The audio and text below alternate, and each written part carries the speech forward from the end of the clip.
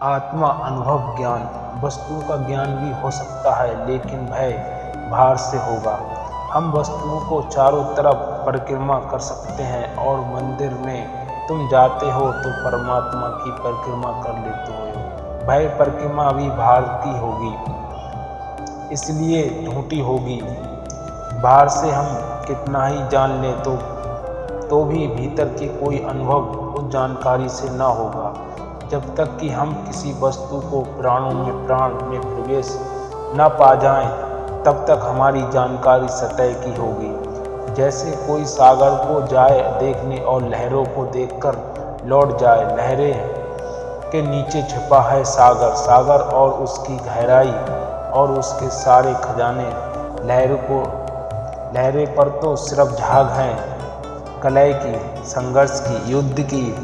लहरें पर तो सिर्फ उपद्रव है, तूफान है। असली सागर तो गहरे में छिपा है। पर उस सागर को जानने का एक ही उपाय है कि कोई डुबकी लगाए, गहरे में जाए। और डुबकी एक ही लग सकती है, भय है अपने में, क्योंकि दूसरे में हम कितनी ही डुबकी लगाएं, हम कभी दूसरे की आत्मा का स्पर्श न कर पाएंगे। भारी भार हमारी परिक्रमा होगी। इसलिए सागर को भी पूरा जानना हो तो डुबकी ही काफ़ी नहीं है, सागर के साथ मिल जाना है। जैसे नमक की डली को कोई सागर में डाल दे और नमक पिघले और सागर के एक साथ हो जाए, तभी सागर की अनंत गहराई का पता चलेगा। तो ऐसा ही अनुभव, ऐसा ज्ञान सिर्फ अपना ही हो सकता है, दूसरे का नहीं। दूसरे के तो हम सदा भारी होंगे। किसी को हम प्रेम भी करें तो भी उस प्रेम में हम उसके भीतर अंतर्गत नहीं पहुंच पाएंगे। फिर भी हम भार होंगे, सीमा के भार होंगे। यही तो तकलीफ है प्रेमियों की, कि प्रेमियों को जितना लगता है कि करीब आ गए, उतनी ही दूरी का पता चलता है। जैसे जैसे करीब आते हैं, वैसे वैसे लगता है करीब होना असंभव है। दूसरी तो बात यही रही होगी, दूसरे से दूसरी बनी रही होगी। इसलिए प्रेम कभी दूसरे के साथ तृप्त नहीं होता जब तक प्रेम परमात्मा के साथ न हो जाए, क्योंकि भय तुम ही हो, भय दूसरा नहीं है। वहाँ दूरी पूरी मिट जाती है, वहाँ एका पूरा धस जाता है। ऐसे अनुभव को कबीर कहते हैं ज्ञान, और ऐसा अनुभव केवल आत्मा का ही हो सकता है।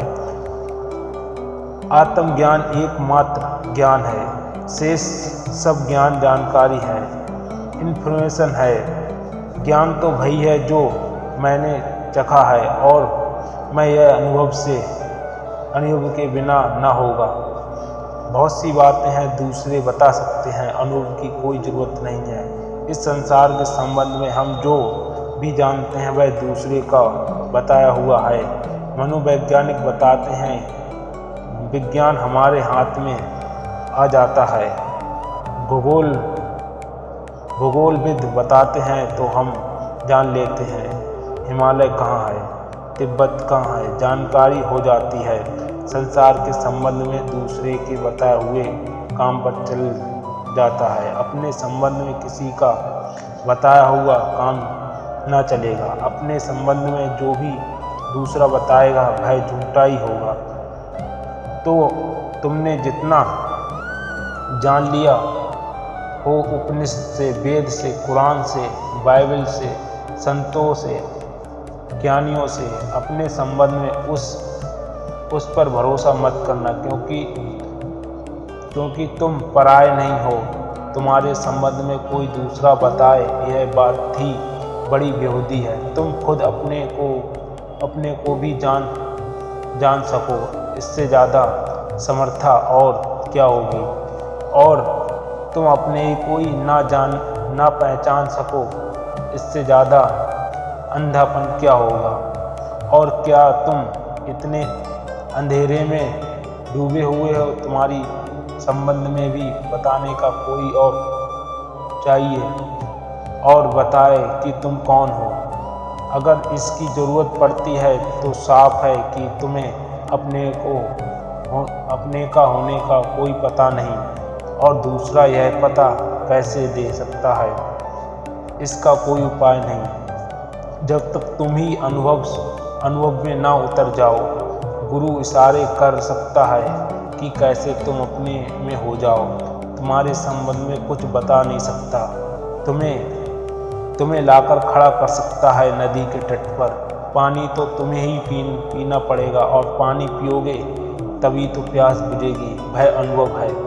पानी के संबंध में मैं तुम्हें बता दूं, पानी की सारी केमिस्ट्री समझा दूंगा कि पानी कैसे ऑक्सीजन हाइड्रोजन से मिलकर बनता है, कि पानी की कितनी दशाएं हैं, कि पानी कितनी डिग्री पर बर्फ़ हो जाता है, कितनी डिग्री पर भाप बन जाता है। सब तुम्हें बता दूंगा पानी के संबंध में, लेकिन बताया हुआ तुम्हारे प्यास को न बुझाएगा।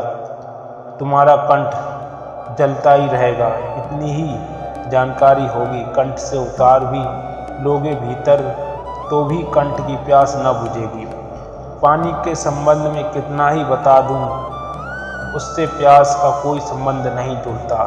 इशारा समझ जाओ, पानी की खोज लो और पियो, तो जो पीकर पीती होगी, वह जो कंठ शीतल हो जाएगा, वह जो जलन मिट जाएगी, वह जो ग्रह से अगण्य थी वह खो जाएगी, वह जो बेचैनी थी शांत हो जाएगी।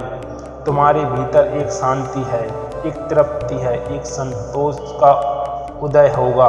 वह अनुभव कोई भी दे नहीं सकता। तुम्हें ही उस अनुभव को चाहो तो पा सकते हो,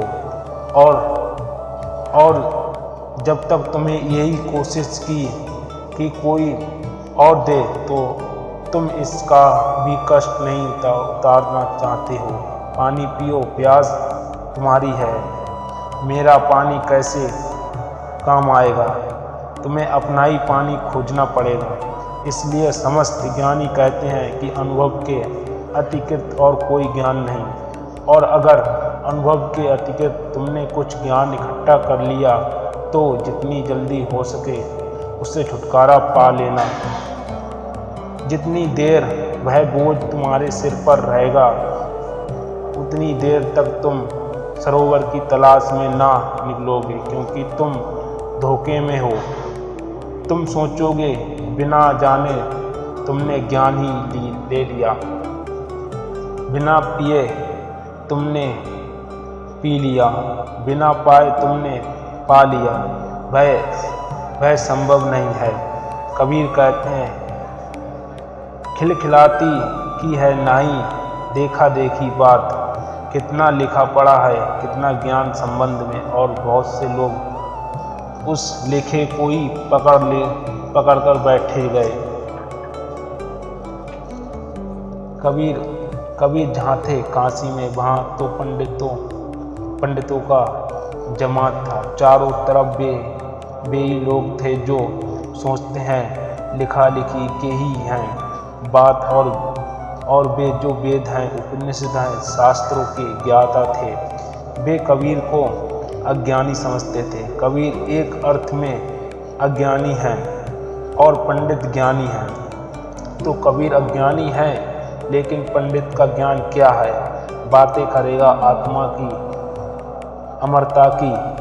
मौत आएगी तो कांपेगा, रोएगा, चीखेगा, चिल्लाएगा, सारी अमरता खो जाएगी मौत के मुकाबले, क्योंकि अमरता तो जानी नहीं, पीड़ी पड़ी थी, देखी नहीं थी, सुनी थी, किसी और ने कही थी, किसी और का अनुभव रहा होगा, अपना अनुभव ना था।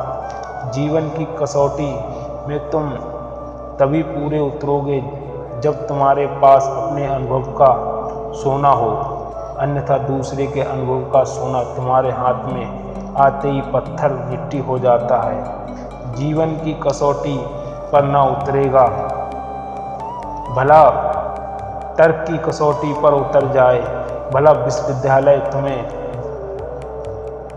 उपाधियों दे, भला और लोग तुम्हें कहने लगें कि तुम जानकार हो, बड़े जानकार हो, लेकिन तुम अपने गहनतम में तो जानोगे ही कि मैंने जाना नहीं है।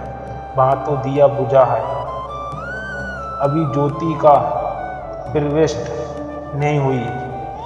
पंडित दूसरे को धोखा दे रहे हैं, अपने को कैसे धोखा देगा? तुम्हारा ज्ञान ऐसा ही है। बुद्ध कहते हैं कि एक आदमी था एक गांव में। वह बैठा हुआ अपने दरवाजे पर दूसरे लोगों की गाय भैंसों को जाते आते गिनता रहता था कि गांव में कितनी गाय हैं, कितनी भैंस हैं। सुबह गाय जाती जंगल की तरफ, सांझ लौट आती। वह सदा हिसाब रखता, लेकिन एक रत्ती दूध भी उसके हाथ नहीं आता था। इस हिसाब से तो बुद्ध अपने भिक्षुओं से कहते हैं, तुम उस आदमी जैसे मत हो जाना कि पंडित उस आदमी जैसे हैं, वे दूसरे का हिसाब रख लेते हैं। वेद में क्या है, कहाँ क्या है, कुरान क्या कहती है, बाइबल क्या वचन है। दूसरों की गाय भैंस गिनते गिनते जीवन बीत जाए तो भी एक बूंद दूध की हाथ ना आएगी। अपना अनुभव चाहिए।